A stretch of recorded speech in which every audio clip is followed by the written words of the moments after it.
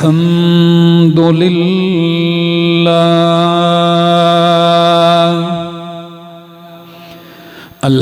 لله رب العالمين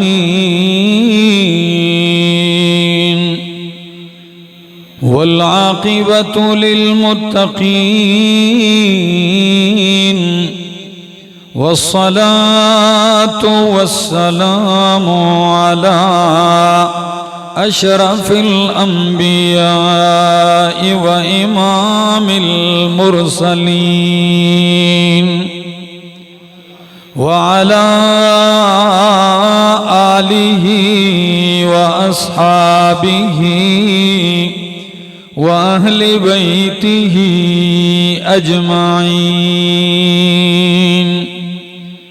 أما بعد فأعوذ بالله من الشيطان الرجيم.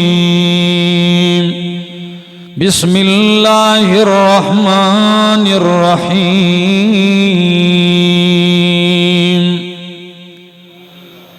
إنما يؤمن بآياتنا الذين إذا ذكروا بها خروا سجدا وسبحوا بحمد ربهم وهم لا يستكبرون. تتجافى جنوبهم عن المضاجع يدعون ربهم خوفا وطمعا ومما رزقناهم ينفقون. فلا تعلم نفس ما أخفي لهم من قرة أعين جزاء بما كانوا يعملون. سبحان ربك رب العزة عما يصفون وسلام على المرسلين والحمد لله رب العالمين. سناخا پتا پتا خدایا دم بدم تیرا، یہ لوح و قلم تیرے، یہ موجود و عدم تیرا. جو دنیا میں تیرا کھا کر شکوے کرے یا رب، جو دنیا میں تیرا کھا کر شکوے کرے یا رب، تعجب ہے کہ اس پر بھی رہے لطف و کرم تیرا. انتہائی قابل عزت، قابل احترام، ذی قدر و ذی وقار بزرگوں، بھائیوں، عزیزوں، نوجوان ساتھیوں، السلام علیکم. دربار الہی کے اندر التجا ہے، دعا ہے کہ وہ مالک لا یزال مجھے حق سچ کہہ سکنے، سمجھا سکنے کی توفیق نصیب فرمائے، اور بعد ازاں مجھے اور آپ سب کو اس پر عمل کی بھی توفیق نصیب فرمائے. دوستو، اللہ رب العزت نے اپنے بندوں پر اپنی بندگی اور عبادت کو فرض قرار دیا ہے. کچھ عبادات کو اللہ رب العزت نے بہت فضیلت عطا فرمائی،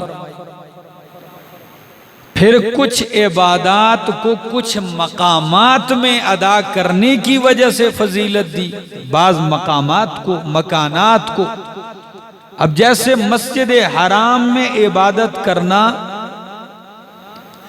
یہ 1000، ایک روایت میں 1,00,000 نمازوں کا ثواب ہے، اور مسجد نبوی میں 1000 نمازوں کا ثواب ہے. اب نماز دونوں جگہ نماز ہی ہے. بعض مکانات میں عبادت کو اللہ رب العزت نے فضیلتوں سے نوازا، بعض مہینوں کو اللہ رب العزت نے خصوصی فضیلت عطا کی، جیسے رمضان المبارک کا مہینہ ہے، بعض اللہ رب العزت نے بعض دنوں کو، بعض راتوں کو اللہ رب العزت نے فضیلت سے نوازا ہے، اور کبھی ایسا بھی ہے کہ 24 گھنٹوں میں اللہ نے کچھ گھڑیوں کو فضیلت سے نوازا ہے۔ تو یہ عبادات کر کے بندے کا مقصد مالک کائنات کے حکم کی بجا آوری ہے، اور کچھ عبادتیں فرض ہیں، کچھ عبادتوں میں اللہ نے اپنے بندے کو چھوٹ دی ہے، اختیار دیا ہے کہ میرا بندہ اگر اس وقت تیرا دل کرے تو عبادت کر لے، نہ کرے تو تجھ پہ گرفت نہیں ہے، لیکن اگر اس لمحے اس وقت عبادت کرے گا تو میں نوازوں گا اتنا کہ تیری سوچ سے بھی زیادہ۔ اب ان اوقات میں ایک تو دن کی عبادت ہے اور ایک ہے راتوں کا اٹھنا۔ کب اٹھنا؟ راتوں کا اٹھنا، قیام اللیل، رات کی گھڑیوں میں عبادت کرنا، تہجد کے لیے اٹھنا۔ اس کی کتنی، اب یہ فرض نہیں ہے، لیکن جو آدمی اس وقت اٹھ جاتا ہے اور مالک کائنات کے سامنے اپنی التجائیں آرزویں رکھتا ہے تو اللہ نوازتا کتنا ہے۔ میرا ایک جملہ یاد رکھیے، جب امت راتوں کو رویا کرتی تھی تو امت دن کو مسکرایا کرتی تھی، اور جب امت نے راتوں کو رونا چھوڑ دیا تو دن کے اجالے میں رو رہی ہے۔ اتنی عظمت ہے راتوں کو اٹھ کے اپنے مالک کائنات کے سامنے آنسو بہانا، عبادت کرنا، سجدہ اور قیام کرنا۔ میں اسی عنوان پہ انشاءاللہ العزیز قرآن کریم کھولوں گا، انشاءاللہ آپ کا دل و دماغ روشن ہوگا۔ تھوڑا سا میرا ساتھ دیجئے اور توجہ چاہوں گا۔ قرآن مقدس اہل ایمان کی تعریف کرتا ہے۔ سورت کا نام ہے سورت سجدہ، 21واں پارہ ہے، اور اس کی آیت نمبر 15 اور 16 میں پڑھتا ہوں۔ قرآن کہتا ہے، انما یؤمن بآیاتنا، یقیناً ہماری آیتوں پر ایمان لاتے ہیں وہ لوگ، اذا ذکروا بہا، جب ان کو نصیحت کی جاتی ہے میری ان آیتوں کے ذریعے سے، تو خروا سجدا، وہ رب کی آیتیں سن کر گر پڑتے ہیں سجدہ، کس میں؟ سجدے میں گر پڑتے ہیں۔ وَسَبَّحُوا، اور وہ پاکی بیان کرتے ہیں، تسبیح بیان کرتے ہیں، بِحَمْدِ رَبِّهِمْ، اپنے رب کی حمد کے ساتھ، تعریف کے ساتھ، وَهُمْ لَا يَسْتَكْبِرُونَ، اور وہ تکبر نہیں کرتے۔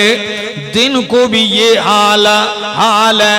اب اللہ رب العزت نے ان کی رات کی حالت بیان کی ہے۔ ہری پور والوں فرمایا، تتجافا جنوبهم عن المضاجع، تتجافا جنوبهم، دور رہتے ہیں، کنارے میں رہتے ہیں، ہٹ کے رہتے ہیں، ان کے پہلو، ان کے کروٹیں، عن المضاجع، خوابگاہوں سے، بستروں سے، آرام گاہوں سے، یعنی رات کو ساری مخلوق سوتی ہے، میرے یہ مومن بندے ان کی کروٹیں بستروں خوابگاہوں سے دور رہتی ہیں، اور کیا کرتے ہیں؟ یدعون ربهم خوفا وطمعا، یدعون ربهم، پکارتے ہیں اپنے رب کو، خوفا وطمعا، خوف کے ساتھ، ڈر کے ساتھ، وطمعا، اور امیدوں کے ساتھ۔ میں نے اگر میری بات یاد ہو آپ کو تو میں نے ایک مثال سے سمجھایا کہ دل جب مالک کی طرف اڑتا ہے تو اس کی مثال پرندے کی سی ہے. جس طرح پرندے کا سر ہوتا ہے اور دو پر ہوتے ہیں تو دل جب اللہ کی طرف جاتا ہے تو سر اللہ کی محبت ہے اور دونوں پر جو ہے ایک خوف ہے اور دوسرا امید ہے. تو دونوں کو یہاں جمع کیا. ذرا سنیے فرمایا یدعون ربہم. مخلوق بستروں پہ کروٹوں کے بل لیٹی ہوئی ہے لیکن یہ میرے خاص بندے تتجافا جنوبہم ان کی کروٹیں خوابگاہوں سے دور رہتی ہیں. تتجافا ہری پور والوں آپ اردو میں بھی استعمال کرتے ہیں. ایک وفا ہوتی ہے ایک جفا ہوتی ہے. کیا ہوتی ہے؟ وفا ساتھ نبھانے کا نام ہے اور جفا تعلق ترک کر دینے کا نام ہے, ساتھ چھوڑ دینے کا نام ہے. اللہ فرماتے ہیں تتجافا جنوبہم, میرے یہ خاص بندے اپنی خوابگاہوں اور بستروں سے جفا اختیار کر لیتے ہیں اور مجھ سے اپنی وفا نبھاتے ہیں. تتجافا جنوبہم, دور رہتی ہیں ان کی کروٹیں, عن المضاجع, خوابگاہوں سے, اور دور رہ کے کرتے کیا ہیں, اٹھ کے فرمایا یدعون ربہم, وہ پکارتے ہیں اپنے رب کو. کتنا مزہ ہوگا اس وقت کی پکار میں, اس وقت کی زاری میں کتنی لذت ہوگی. فرمایا یدعون ربہم, پکارتے ہیں اپنے رب کو خوفا و طمعا, خوف کے ساتھ. یعنی یہ نہیں میں تہجد گزاروں تو دل سے ڈر ہی نکل گیا, تہجد گزار ہونے کے باوجود, رات کی گھڑیوں میں پکارنے کے باوجود بھی ان پہ خوف طاری رہتا ہے. وطمعا, خوف ایسا نہیں ہے کہ خوف کی وجہ سے مجھ سے دور ہو گیا, نا امید ہو گیا, نہیں, خوف اپنی جگہ ہے. طمعا, میری بارگاہ سے نا امید بھی نہیں, طمع کے ساتھ اٹھتا ہے. یعنی میرے بندے کی دل کی کیفیت اللہ نے بیان کرتے ہوئے فرمایا کہ خوف اور امید دونوں کی رلی ملی حالت میں اٹھتا ہے اور مجھے پکارتا ہے. اور ہونا بھی ایسے چاہیے. فاروق اعظم رضی اللہ تعالیٰ عنہ فرماتے ہیں کہ لوگوں, اگر میدان محشر میں اعلان کر دیا جائے کہ سارے لوگ جہنم میں جائیں گے تو مجھے ڈر ہے کہ سارے لوگ جنت میں جائیں گے, صرف ایک بندہ جہنم میں جائے گا, تو مجھے خوف تب بھی ہے کہیں وہ ایک میں نہ ہو جاؤں جہنم میں جانے والا. اور اگر اعلان ہو جائے کہ سارے جہنم میں جائیں گے, صرف ایک بندہ جنت میں جائے گا, تو مالک سے امید تب بھی اتنی ہے کہ مجھے امید ہے کہ وہ ایک میں ہوں گا. تو خوف و طمع, پکارتے ہیں اپنے رب کو خوف و طمع. ہری پور والوں, ہم نے رب کو پکارنا ہے کہ سب کو. آپ ناراض ہیں میرے خیال سے. کس کو پکارنا ہے؟ رب کو پکارنا ہے. اور رب کو پسند بھی وہ ہے کہ یدعونا ربہم, اللہ اکبر, پکارتے ہیں اپنے رب کو خوفا و طمعا. رات ایسے گزرتی ہے وَمِمَّا رَزَقْنَاهُمْ يُنْفِقُونَ, اور دن میں حالت کیا ہے, جو ہم نے انہیں رزق دیا ہے اس میں سے خرچ بھی کرتے ہیں. دین پہ, دینداروں پہ, غریبوں پہ, مسکینوں پہ, محتاجوں پہ, یتیموں پہ, رشتہ داروں پہ, اللہ کے راستے میں. ينفقون مما رزقناهم ينفقون, اس میں سے جو ہم نے انہیں رزق دیا خرچ بھی کرتے ہیں. یا اللہ, رات کو ساری مخلوق سوئی ہو اور یہ اٹھ کے آپ کو خوف کے ساتھ, امید کے ساتھ پکارتا ہے, جن کے اجالے میں تیری رضا کے لیے مال بھی لگاتا ہے, ملتا کیا ہے؟ فرمایا فلا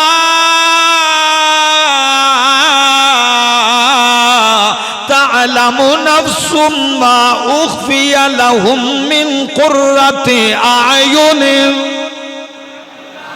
اللہ فرماتے ہیں پھر جو میں نے تیار کیا ہے اپنے بندے کے لیے ذرا اس کی عظمت بھی سن لیجئے۔ فرمایا کوئی نفس نہیں جانتا ما اخفی لہم من قرۃ اعین، کہ جو ان کے لیے آنکھوں کی ٹھنڈک تیار کر کے رکھی گئی ہے۔ مخفی کیسے؟ ما اخفی لہم، جو ان کے لیے مخفی چھپا کے رکھی گئی ہے، من قرۃ اعین، آنکھوں کی ٹھنڈک۔ آپ کہیں گے آنکھوں کی ٹھنڈک سے کیا مراد ہے؟ فرمایا آنکھوں کی ٹھنڈک سے مراد خوشی ہے۔ کیا ہے؟ یعنی ایسی چیزیں جس پہ آنکھ لگے تو دل خوش ہو جائے، ایسی چیزیں جو ان کی آنکھوں کی ٹھنڈک بن جائے، ان کی دل کے لیے فرحت اور اطمینان کا سبب بن جائے۔ حسن بصری نے عجیب بات کہی ہے، ہری پور والوں اگر سمجھ میں آ جائے تو اللہ کا نام لے لینا۔ فرمایا یہ عبادت کرتے ہیں رات کے اندھیروں میں مخلوق سے چھپا کر، اس لیے کہ آپ کی خلوتوں کی عبادت کو کوئی دیکھ نہیں سکتا۔ رات کو کیا معلوم ہے آپ اندھیرے میں اٹھ کے مالک سے لو لگائے ہوئے ہیں، یا اللہ یہ عبادت مخلوق سے چھپ کے کر رہا ہے۔ تو اللہ فرماتے ہیں جب یہ چھپ کے کرتا ہے، حسن بصری کا قول نقل کرتا ہوں، فرماتے ہیں اخفى القوم اعمالا فاخفى الله لهم ما لا عين رأت ولا اذن سمعت ولا خطر على قلب بشر۔ جب یہ رات کو خلوت میں مخلوق سے چھپ کے عبادت کرتا ہے ان کی نگاہوں سے، تو اللہ فرماتے ہیں میں نے بھی مخلوق کے وہم و گمان سے اس کے لیے اس کا بدلہ چھپا کے رکھا ہے۔ چھپا کے تو عبادت کر، میں نے بھی چھپا کے رکھا ہے۔ اور کیسے اخفی لہم، یہ قرآن پڑھ رہا ہوں، کیسے چھپا کے رکھا ہے؟ فرمایا ایسے چھپا ہے ما لا عین رأت، جس کو کسی آنکھ نے دیکھا نہیں ہے، ولا اذن سمعت، اس کا حقیقی مکمل ذکر کسی کان نے سنا نہیں، ولا خطر علی قلب بشر، کسی بشر کے دل کے اوپر اس کا کھٹکا بھی ابھی نہیں آیا۔ اور واقعی جنت ہے یہ ایسی چیز کہ یہاں تصور بھی نہیں کر سکتے ان چیزوں کو دیکھ کے، اتنا کچھ تیار کر رکھا گیا۔ تو راتوں کو اٹھنا تو اس میں یہ نوازشات ہیں۔ اب کوئی بندہ کہ فرض نہیں ہے، لیکن عطا مالک کتنا کرتا ہے، یہ خاص وقت دعاؤں کی قبولیت کا۔ یدعونا ربہم، اٹھ تو صحیح، پکار تو صحیح ان لمحوں میں رب کو امید کے ساتھ، رب کو طمع کے ساتھ۔ رات کی خلوت میں پکار، کبھی رب دن کے اجالے میں تجھے در در کی ٹھوکریں نہیں مروائے گا، کسی سے مانگنے کی تجھے ضرورت ہی نہیں پڑے گی۔ یہ ایک مقام میں نے پڑھا، اب میں دوسرا مقام قرآن مقدس کا پڑھنے لگا ہوں۔ یہ میرے سامنے اللہ کا قرآن ہے، 19واں پارہ ہے، اور سورت کا نام سورت الفرقان ہے۔ سنیے ذرا قرآن کیا کہتا ہے۔ فرمایا وَعِبَادُ الرَّحْمَنِ الَّذِينَ يَمْشُونَ عَلَى الْأَرْضِ هَوْنًا، اللہ، وَعِبَادُ الرَّحْمَنِ الَّذِينَ يَمْشُونَ عَلَى الْأَرْضِ هَوْنًا وَإِذَا خَاطَبَهُمُ الْجَاهِلُونَ قَالُوا سَلَامًا۔ وعباد الرحمن، رحمان کے بندے، یہ رحمان خود کہہ رہا ہے کہ میرے بندے، اللہ کتنے پیارے ہیں رب کو، رب نے کیا کہا ان کو؟ اپنا کہا۔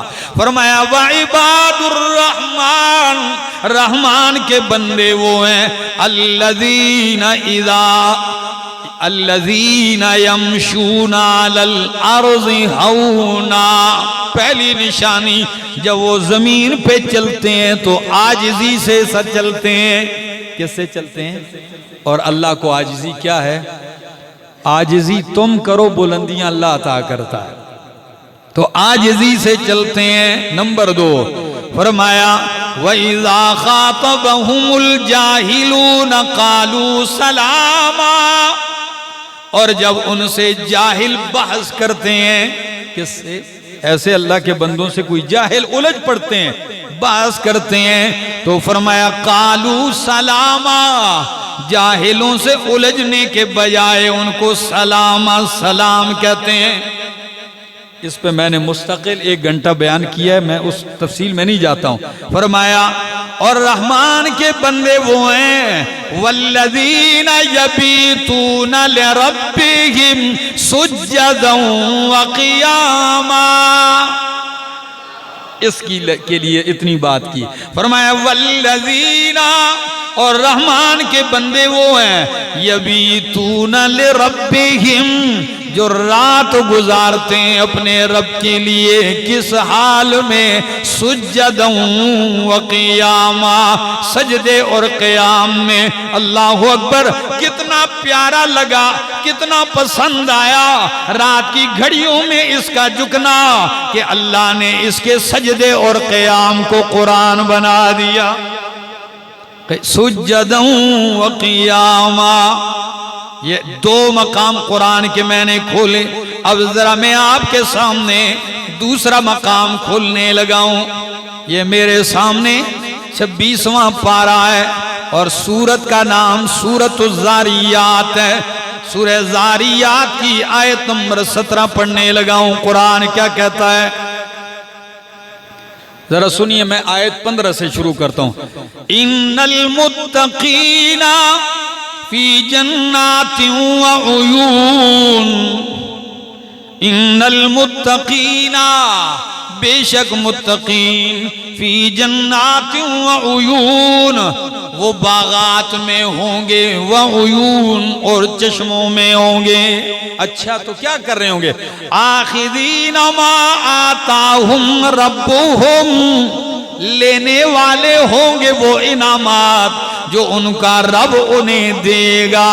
انہم کانوا، اس لیے کہ بے شک یہ لوگ تھے قبل ذالک محسنین، اس جنت میں آنے سے پہلے یہ نیک لوگ تھے، محسنین، نیکوکار تھے. اچھا تو ان کی نیکیاں کیا ہیں اللہ؟ وہ کیا نیکوکار تھے؟ فرمایا کانوا قلیلا من اللیل ما یہجعون، یہ رات کو بہت تھوڑا سویا کرتے تھے. اللہ، کانوا قلیلا من اللیل ما یہجعون، یہ رات کو بہت تھوڑا آرام کرتے تھے. تو باقی رات کیا کرتے؟ وہ رب کے سامنے قیام میں، سجدے میں، آہوزاری میں گزارتے تھے. اور کیا کہتے تھے؟ قرآن کہتا ہے وَبِالْأَسْحَارِ هُمْ يَسْتَغْفِرُونَ، اور سحری کے وقت، تہجد کے وقت اٹھ کے وہ یستغفرون، رب سے بخشش طلب کرتے تھے. تو سحری کا وقت اٹھنا، مانگنا، یہ بہت بڑے انعامات کا سبب ہے. بڑی نوازشات ہیں میرے دوستو، اس میں بڑی نوازشات ہیں.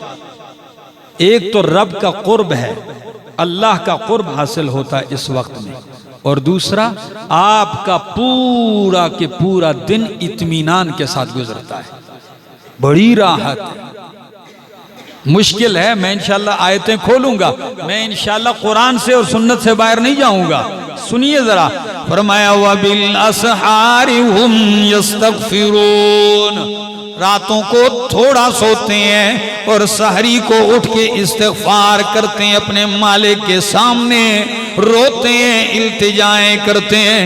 اور یہ وہ مقام ہے ہری پور والوں کہ امام کائنات، سید الاولین، پیغمبر امام الہدا پیغمبر، امام الانبیاء پیغمبر، ہادی سبل پیغمبر، رحمت للعالمین پیغمبر، باوجود معصوم ہونے کے اللہ اپنے پاک پیغمبر سے کیا کہتے ہیں؟ یہ میرے سامنے اللہ کا قرآن ہے، 15واں پارہ ہے، اور سورت کا نام سورت بنی اسرائیل ہے، آیت نمبر ہے 89، 1:80۔ ذرا دیکھیے قرآن، فرمایا اقیم الصلاۃ لدلوک الشمس الی غسق اللیل وقرآن الفجر۔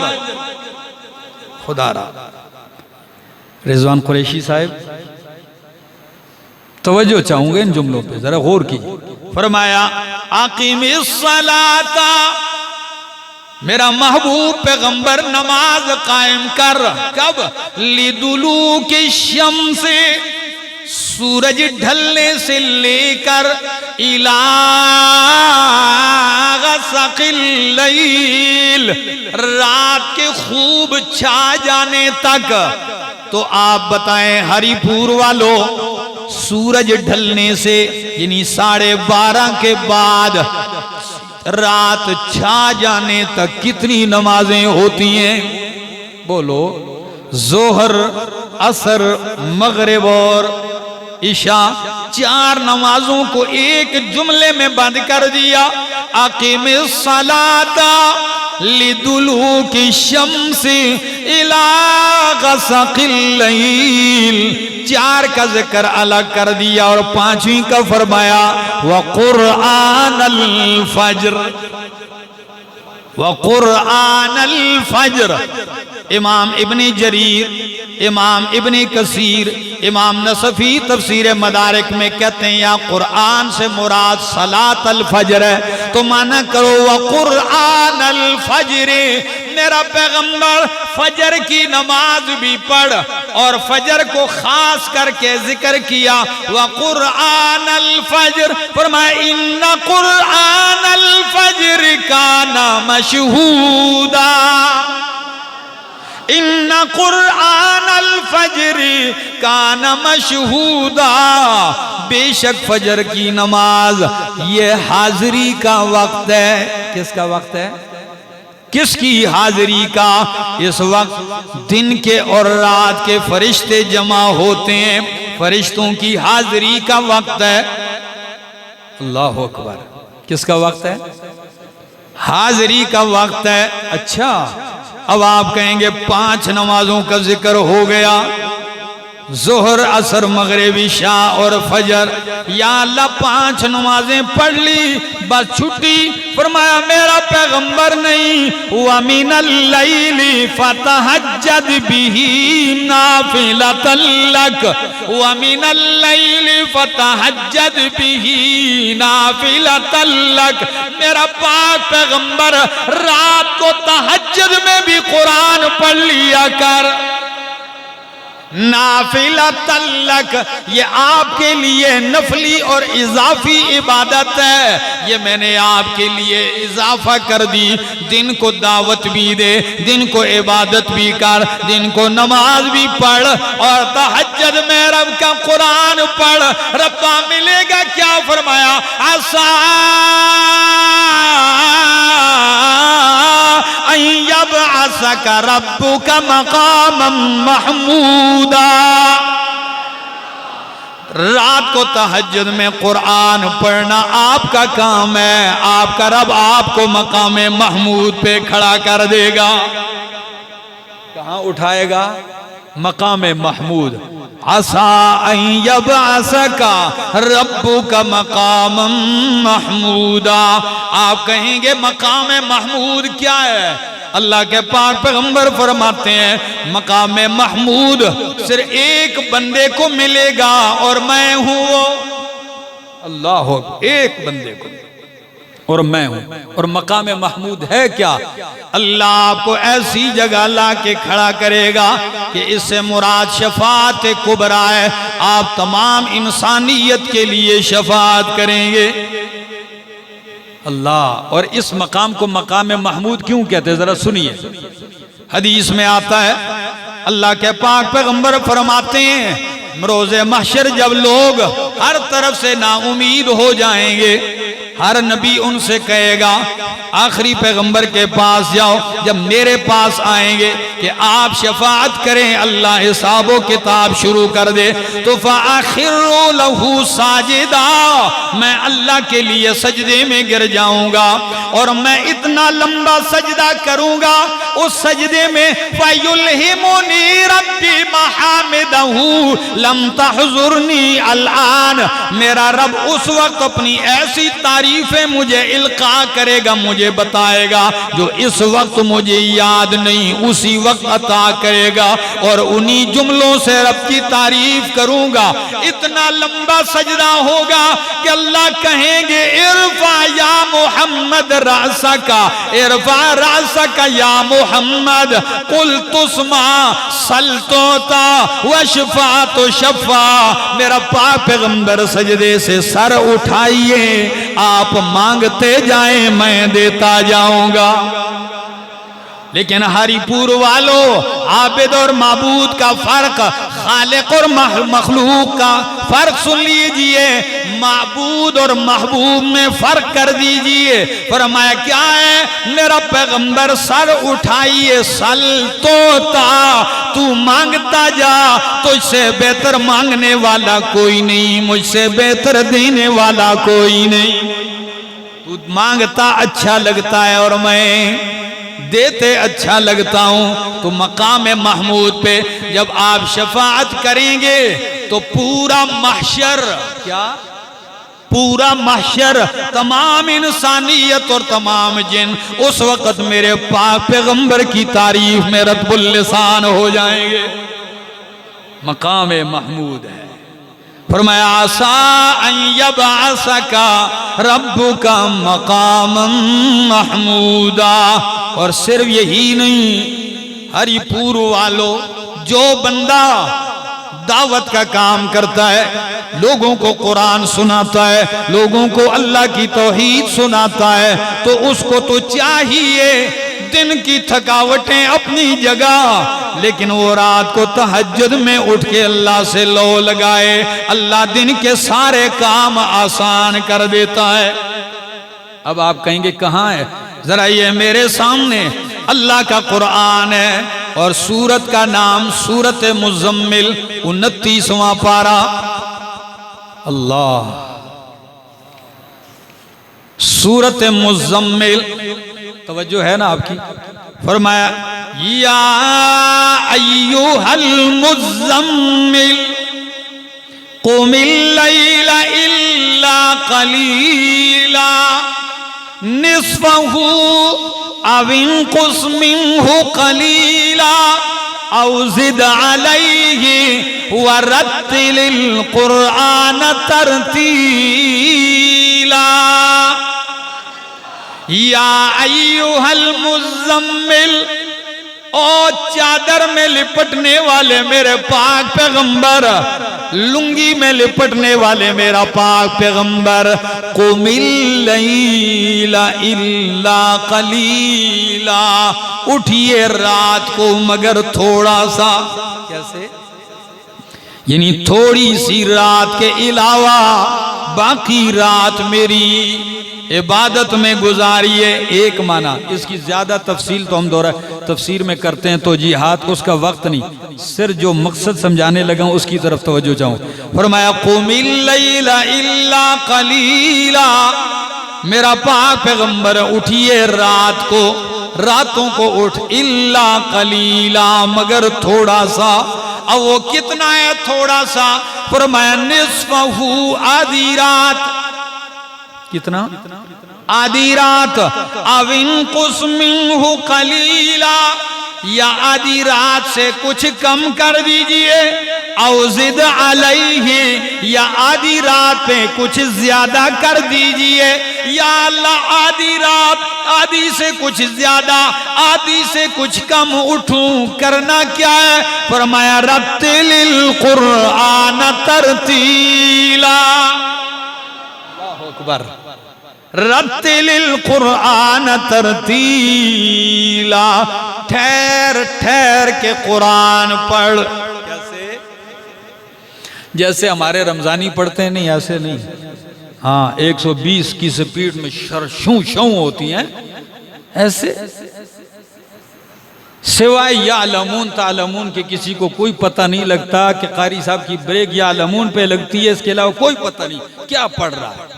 اور میرے دوست نہیں، اٹھئے میرا پاک پیغمبر، لیکن پڑھنا ہے رتل القرآن ترتیلا. ہری پور والو، رات کو کیوں اٹھایا جا رہا ہے؟ دن کی تھکاوٹ تھوڑی ہے کیا؟ دن کو پتھر تھوڑے پڑتے ہیں قوم سے کیا؟ تانے تھوڑے ہیں کہ رات کو بھی اٹھایا جا رہا ہے؟ اللہ فرماتے ہیں اٹھاتا اس لیے اِنَّا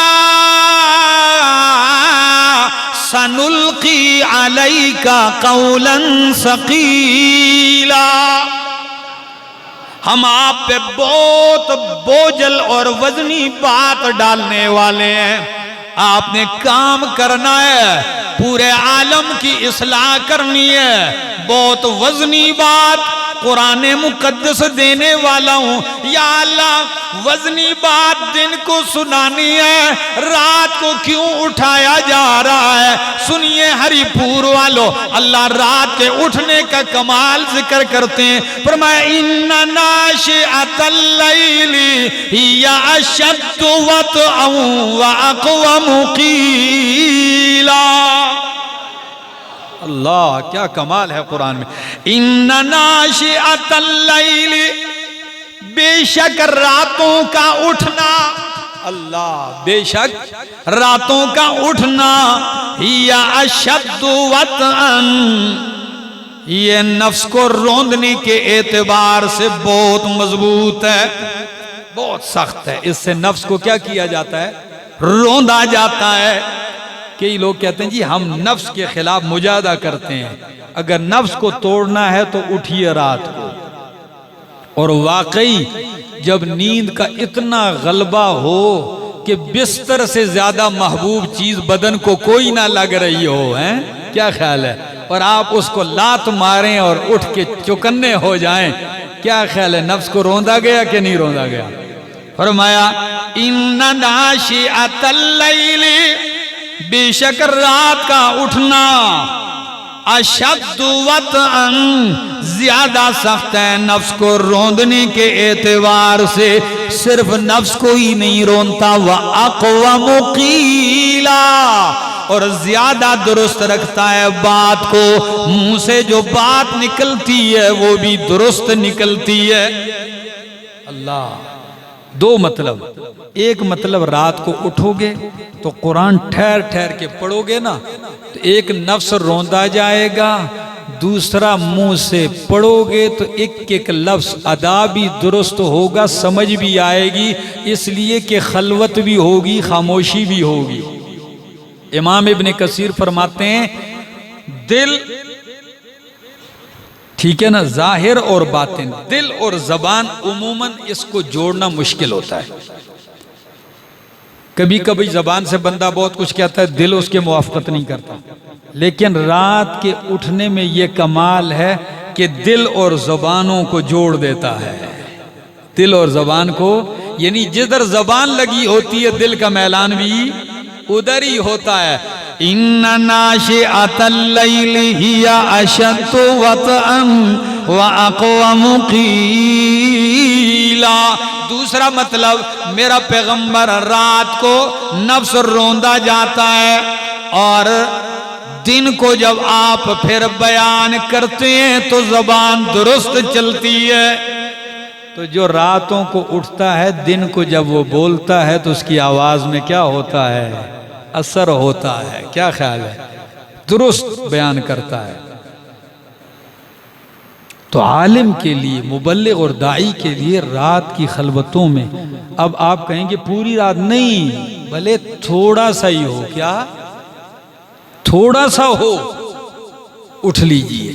اس کے فائدے بڑے، اس کے کمالات بہت ہیں۔ اب ذرا ان کمالات میں سے میں آپ کے سامنے ذکر کرتا ہوں کہ رات کو اٹھنے والا شخص میرے دوستو قابل رشک ہے۔ کیا ہے وہ؟ قابل رشک ہے۔ وہ بوڑھا بھی قابل رشک ہے، وہ سفید ریش بھی قابل رشک ہے جو راتوں کو اٹھتا ہے، لیکن وہ نوجوان 1000 مرتبہ قابل رشک ہے جو جوانی میں اٹھتا ہے۔ ہاں، کیونکہ جوانی ہر بشر پہ مایہ الزام ہوتی ہے، جوانی ہر بشر پہ مایہ الزام ہوتی ہے، نگاہ نیک بھی اس عمر میں بدنام ہوتی ہے۔ تو اگر جوان جوانی کو تہجد کی عبادتوں میں لگا دے تو شاعر کہتا ہے در جوانی توبہ کردن شیوائے پیغمبری، در جوانی توبہ کردن شیوائے پیغمبری، وقت پیری گرگ ظالم میں شود پرہیزگار۔ اللہ، رات کو توبہ کرنا، جوانی میں توبہ کرنا، یہ نبیوں کا شیوا ہے۔ جوانی میں توبہ استغفار کرنا نبیوں کا شیوا ہے۔ بڑھاپے میں تو ظالم بھیڑیا بھی پرہیزگار بن جاتا ہے۔ تو قدر کیجئے جوانی کی۔ تو فرمایا سنیے 2 آدمی قابل رشک ہیں۔ کتنے آدمی؟ اب وہ 2 کون سے ہیں؟ فرمایا اللہ کے پاک پیغمبر صلی اللہ علیہ وسلم کے الفاظ سن لیجئے۔ فرمایا لا حسد الا فی اثنتین رجل آتاہ اللہ القرآن فہو یقوم به آناء اللیل وآناء النہار۔ وہ صاحب قرآن، وہ بندہ قابل رشک ہے جس کو اللہ نے قرآن کے علم سے نوازا ہو، اور وہ فَهُوَ يَقُومُ بِهِ آنَاءَ اللَّيْلِ وَآنَاءَ النَّهَارِ، وہ دن کی گھڑیوں میں، رات کی گھڑیوں میں کھڑے ہو کے رب کا قرآن پڑھتا ہے۔ یہ قابل رشک ہے۔ اللہ میں بھی ایسا ہوتا، رات کو اٹھتا اور قرآن پڑھتا، میں بھی صاحب قرآن۔ ایک اور دوسرا وہ بندہ قابل رشک ہے وَرَجُلٌ آتَاهُ اللَّهُ مَالًا، وہ آدمی جسے اللہ نے مال سے نوازا ہو، فَهُوَ يُنْفِقُهُ آنَاءَ اللَّيْلِ وَآنَاءَ النَّهَارِ، اللہ نے مال دیا ہے اور وہ دن رات اس میں سے کیا کرتا ہے؟ خرچ کرتا ہے اللہ کی رضا کے لیے۔ یہ دونوں بندے قابل کیا ہیں؟ اس کے علاوہ کوئی قابل رشک نہیں ہے، جس کے پاس جتنا مرضی ہو۔ میرے دوستو، یہ قابل رشک بندے ہیں۔ آئیے اب آپ کو مسلم کی حدیث پڑھنے لگاؤں۔ یہ پہلی حدیث متفق علیہ، بخاری مسلم دونوں کی۔ اب دوسری حدیث سن لیجئے۔ اللہ کے پاک پیغمبر صلی اللہ تعالی علیہ وسلم فرماتے ہیں افضل الصلاة بعد الفریضۃ صلاۃ اللیل، نمازوں میں فرض کے بعد افضل ترین نماز رات کی ہے۔ کس کی ہے؟ رات کی نماز ہے۔ تو راتوں کی نماز افضل ترین نماز ہے۔ اور دوسری حدیث سن لیجئے۔ اب کتنا اٹھیں ذرا سن لیجئے۔ اللہ کے پاک پیغمبر صلی اللہ علیہ وسلم نے فرمایا من قام بعشر آیات، جس نے رات کو صرف 10 آیتوں سے قیام کیا۔ کتنی آیتوں کے ساتھ؟ ایک رکعت میں 5 آیتیں اور دوسری رکعت میں تو کتنی ہو جائیں گی؟ تو گویا کی کتنی رکعتیں ہو گئیں؟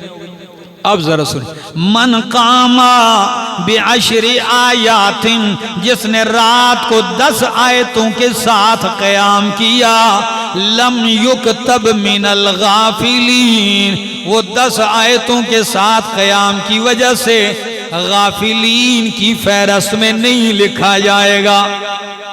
اللہ اس کو غافلین کی فہرست سے کیا کر دیں گے؟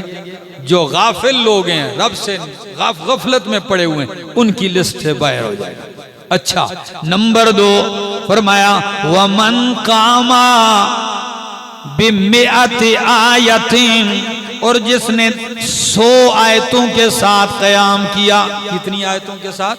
100 آیتوں کے ساتھ قیام کیا، یعنی کئی رکعتیں پڑھی اور 100 آیتیں اس میں تلاوت کی، تو کتب من القانتین، وہ اللہ کا فرما بردار لکھا جائے گا. اللہ اپنے فرما برداروں کی لسٹ میں اسے کیا کر دیں گے؟ شامل کر دیں گے. اچھا، وَمَنْ قَامَ بِأَلْفِ آیَةٍ، اور جس نے 1000 آیتوں کے ساتھ قیام کیا، سورۃ ملک سے لے کر والناس تک 1000 آیتیں، سورہ ملک سے لے کر والناس تک 1000 آیتیں. تو جس نے 1000 آیتوں کے ساتھ قیام کیا، اس کو کیا ملے گا؟ فرمایا یہ وہ بندہ ہے کتب من المقنطرین، اس کو لکھ دیا جائے گا بے حساب خزانہ سمیٹنے والوں میں سے. اللہ اکبر. 10 آیتوں کے ساتھ قیام کیا، غافلین میں سے نہیں شمار ہوگا، رب کو یاد کرنے والوں میں شمار ہو گیا. 100 رکعت کے ساتھ قیام کیا، رب کے فرما برداروں میں شمار ہو گیا. 1000 کے ساتھ اگر قیام کیا تو بے حساب خزانے ڈھیر، خزانوں کے ڈھیر، اجر و ثواب کے ڈھیر حاصل کرنے والوں میں سے ہو گیا. یہ ہے ابو داؤد کی حدیث. اب ذرا دوسری سن لیجئے. یہ خاص وقت ہے، اللہ کا پاک پیغمبر نبی پاک صلی اللہ علیہ وسلم کا فرمان ہے، جب رات کا آخری پہر ہوتا ہے، ینزل ربنا تبارک و تعالی الى السماء الدنیا، اللہ اپنی شان جلال جیسے اس کے لائق ہے اترتا ہے آسمان دنیا تک. اللہ آتا ہے اور اللہ آسمان دنیا سے اعلان کرتا ہے کہ من یدعونی فاستجیب لہ، کون ہے جو اس پیر مجھے پکارے اور میں قبول کر دوں. من یدعونی فاستجیب لہ. افسوس ہے جو ذات خود پکار پکار کے کہہ رہی ہے کون ہے مجھے پکارے کہ میں قبول کر لوں، اس کو تو پکارتے نہیں، قبرستان میں مردوں کو پکارنے لگے ہوئے اور کہتے کہ اللہ ساڑی سندا نہیں تے انہاں دی موڑدا نہیں. کتنا نا سمجھ ہے، کتنا بھولا ہے، کتنا بدبخت ہے. کہتا ہے اللہ ساڑی سندا نہیں، تو جن کے سامنے وہ رو رہا ہے کہتا ہے انہاں دی. اچھا تو پھر تو ان کو کیوں پکار رہا ہے؟ ساڑی انہاں دے اگے تے انہاں دی انہاں دے اگے. جی ساڑی انہاں دے اگے تے انہاں دی انہاں دے اگے. لیکن میرے دوستو، میں تو درد دل سے کہتا ہوں، حدیث ہے کہ اللہ مالک کائنات اعلان کرتے ہیں کہ من یدعونی فاستجیب لہ، کون ہے جو مجھے پکارے فاستجیب لہ، پس میں اسے جواب دوں اور اس کی دعا قبول کروں. نمبر 2، من یسألنی فاعطیہ، کون ہے جو رات کی اس گھڑی میں مجھ سے سوال کرے اور میں عطا کر دوں. ضرورت ہے مانگنا اٹھ کے، اللہ دیتا ہے کہ نہیں؟ فرمایا کون ہے جو مانگے اور میں عطا کروں. من یستغفرنی فاغفر لہ، کون ہے جو اس وقت اٹھ کے مجھ سے معافی مغفرت مانگے اور میں اسے بخش دوں. کسی نے کسی بندے کو دیکھا کہ وہ رات کو اٹھتا ہے اور مصلی پہ آتا ہے، نماز نفل وغیرہ پڑھ کے پھر خلوت میں کیا کہتا ہے؟ یا اللہ میں ہوں نا، پھر کہتا ہے میں ہوں نا، پھر کہتا ہے میں ہوں نا. وہ کسی نے کہا یار تیری سمجھ نہیں آ رہی، باقی کچھ نہیں سنائی دیتا اور تو ایک ہی جملہ کہتا ہے میں ہوں نا. فرمایا چھوڑ، میں رب کی بات کر رہا ہوں. جب رب کہتا ہے کون ہے جو مجھے پکارے تو میں قبول کروں، تو میں جواب میں کہتا ہوں ربا میں ہوں نا، میں پکار رہا ہوں اللہ. اللہ فرماتے ہیں کون ہے جو مجھ سے مانگے میں عطا کروں، تو میں جواباً کہتا ہوں اللہ میں ہوں نا، میں مانگ رہا ہوں مجھے عطا کر. اللہ اکبر، میں طلبگار ہوں مغفرت کا، اللہ مجھے بخش دے. دوستو یہ ہے وہ وقت، یہ ہے وہ خاص وقت. اب آپ کہیں گے کیسے ممکن ہے، کیسے ممکن ہے، اسباب اس کے کیا ہیں؟ اس کے اوپر تو ایک طویل جمعہ ہو سکتا ہے، لیکن ایک جملہ آپ کو کہتا ہوں۔ ابراہیم بن ادہم کے پاس ایک بندہ آیا، یہ بہت بڑے ولی اللہ ہیں۔ ابراہیم بن ادہم کے پاس ایک بندہ آیا، کہنے لگا حضرت صاحب کوئی ایسا طریقہ بتائیے، رات کو اٹھنے کی توفیق نہیں ملتی، رب کے سامنے کھڑا ہونے کی توفیق نہیں ہو رہی، بڑی کوشش کرتا ہوں لیکن توفیق نہیں ہوتی، کوئی ایسا طریقہ بتائیے کہ رب کو مجھے توفیق، رات کو مجھے توفیق مل جائے رب کے حضور کھڑا ہونے کی۔ پتہ ہے کیا فرمایا؟ فرمایا لا تعصیہ فی النہار فہو یقیمک امامہ باللیل، فرمایا دن کے اجالے میں اس کی نافرمانی اور بغاوت نہ کر، رات کے اندھیرے میں تجھے وہ اپنے سامنے کھڑا کر دے گا۔ دن کے اجالے میں بغاوت نہ کر، رات کے اندھیرے میں وہ تجھے سامنے کھڑا کر دے گا۔ اٹھ میرا بندہ، لگا لے، خاص وقت ہے مجھ سے ملاقات کا۔ کیا خیال ہے؟ اہل محبت سمجھ سکتے ہیں۔ اللہ ہمیں اپنی سچی محبت نصیب فرمائے، عمل کی توفیق عطا فرمائے۔ آخر دعوانا ان الحمدللہ رب